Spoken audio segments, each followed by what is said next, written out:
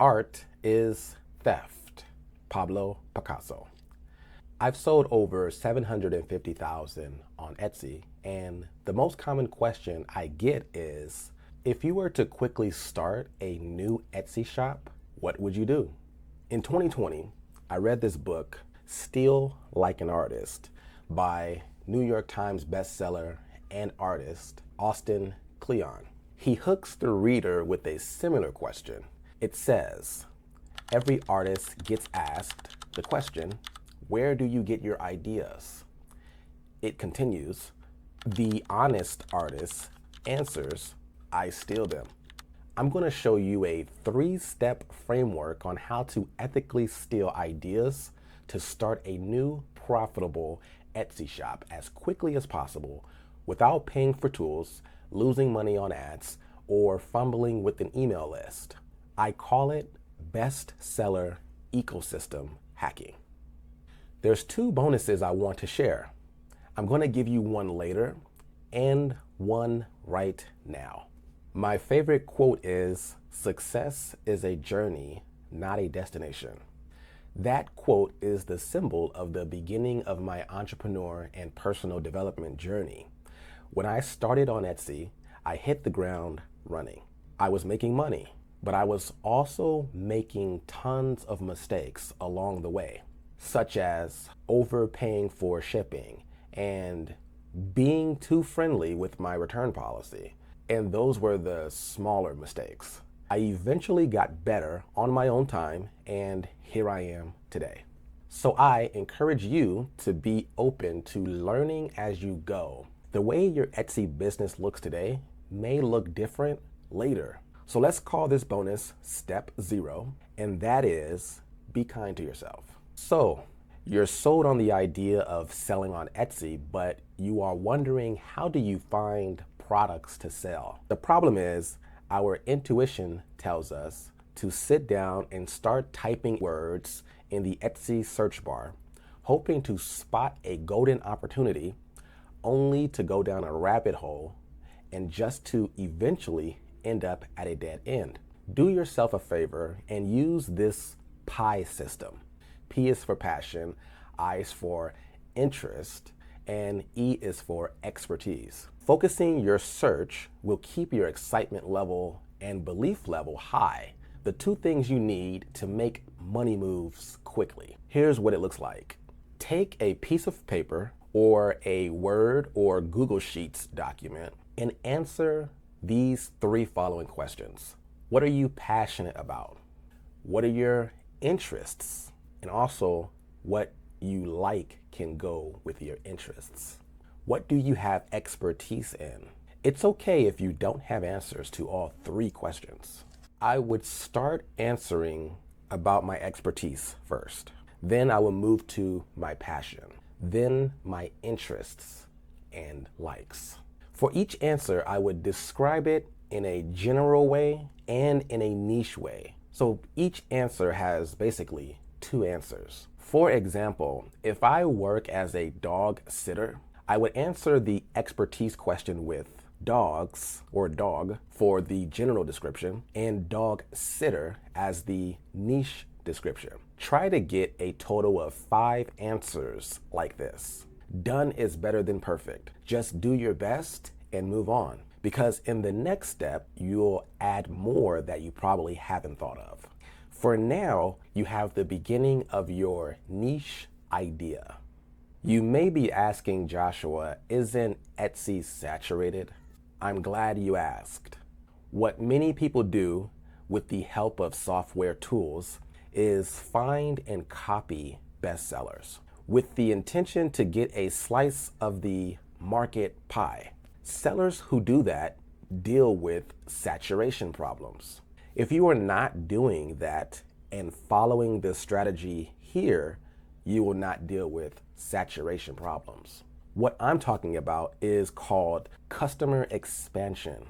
While they are slicing up the same pie, taking customers from each other, I'm expanding the market pie, making it bigger by selling to 2 groups of shoppers with unmet needs. Group 1 are made up of ready, willing, and able shoppers who come to Etsy and don't buy anything for many reasons. Could be what they're looking for is too expensive, it looks too cheap, not confident in what the sellers are promising, and the list can go on. Group 2 are shoppers that do buy on Etsy but are able and willing to spend more money. Problem is, they are unaware of what else they could buy, or they are aware of what else they can buy, but you don't sell it. I get messages all the time about products or features that I don't have, don't know how to create, or simply don't want to bother with. So what I'm saying here is there will never be one seller that has enough resources to satisfy all the demands of all buyers and potential buyers at any given moment. That is the opportunity you're looking for. Here's how to help you find one. Go back to your pie questions. Take only one set of answers. For example, dog and dog sitting. Start by typing in the one-word answer into the Etsy.com search bar to see what keyword phrases pre-populate. Write down 4 of them and do the exact same for the niche phrase answer. In this example was dog sitter. You would type that in the Etsy bar and write down 4 pre-populated keyword phrases. At the end, you will have a total of 1 general keyword and 9 niche keyword phrases. So for a total of 10. The last part of this step is to find 5 bestsellers that come up in search for all 10. To help you finish faster, use this bestseller search hack. Go to the Etsy.com search bar and type in your keyword. Then we're going to filter by star seller. And what you will notice is the word star in the browser, we're going to replace that with best. And as you can see, we are now filtered to search for best sellers. Now, with a very broad keyword such as dog, you're going to see a lot of popular now listings, which is good because it allows you to see what's currently trending on Etsy now. A lot of times these listings that have popular now badges do become bestsellers. In a more narrow keyword, a lot of these slots here will be bestseller listings.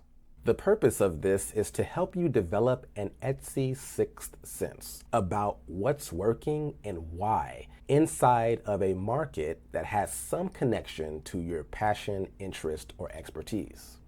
Legendary singer and songwriter David Bowie once said, "The only art that I'll ever study is stuff that I can steal from."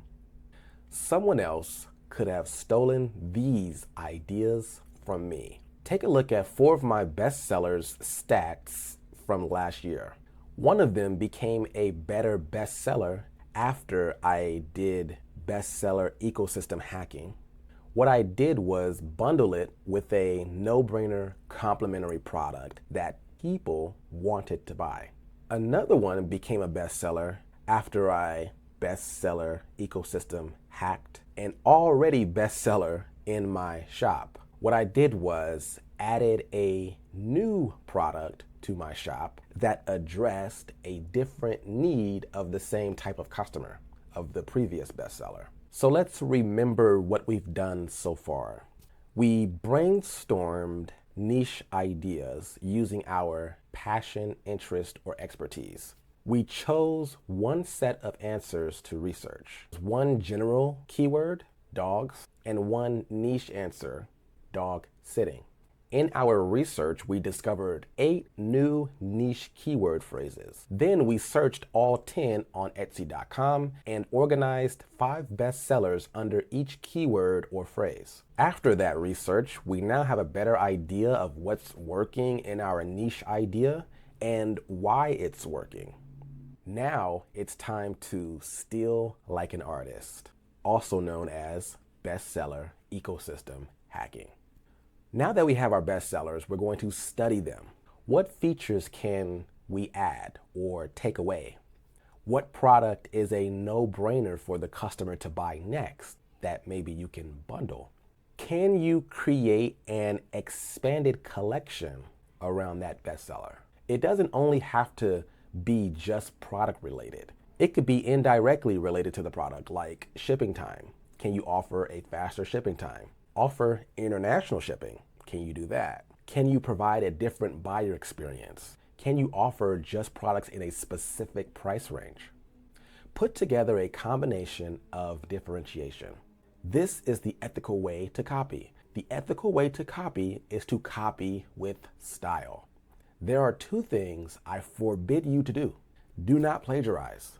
Do not try to sell the exact same bestseller at a lower price. We, entrepreneurs on Etsy, don't do that. Otherwise, everything you just learned will go to waste.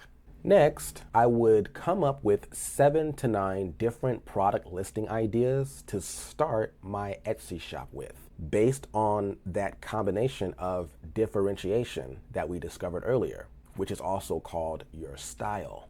Remember, these are ideas you are just testing, and you want to test them as quickly and cheaply as possible. Here's a quick tip. Bestseller ecosystem hacking guides you to finding opportunities that are algorithm friendly. Here's another quick tip. You are also testing that style, the combination of differentiation, to see if it can become a true advantage that will put you in a lane without competitors. The book, Steal Like an Artist, is about 10 ways to help you be more creative. Take a look at this quote from the book. How does an artist see the world? First, you figure out what's worth stealing. Then you move on to the next thing. Notice in that quote, there is a 2-step formula there, and that is what you have now. An expanded version, but 2 steps nonetheless. As promised, let's get into the second bonus. And this bonus is a strategy. When I first started on Etsy, I knew nothing about product photography, product editing, buyer psychology, branding, algorithms, shop stats, and so on and so on. I didn't know all the things. All I had was an opportunity that I discovered and the desire to make something work. Have you heard the story, Acres of Diamonds? It's about a farmer who sold his land in search of diamonds, only to learn later that the land he sold was rich with diamonds. If you make it through the steps laid out in this video, there will be a point when fear, overwhelm, and overthink will set in. And you may want to abandon ship right before you start creating listings. Your bonus strategy is to be clear, not cute. You won't have sales and reviews, and you may not know all the tricks of the trade yet. So overcompensate on clarity. What I mean is, if someone comes to your shop, it needs to look like someone works there. They need to make no mistake about what you're selling and why it is the answer to their problem. You made a great choice to watch this video. However, there's still a problem that can easily be avoided that most sellers fall prey to. Don't miss out on getting a simplified solution, so make sure you watch this next video. I'll see you there.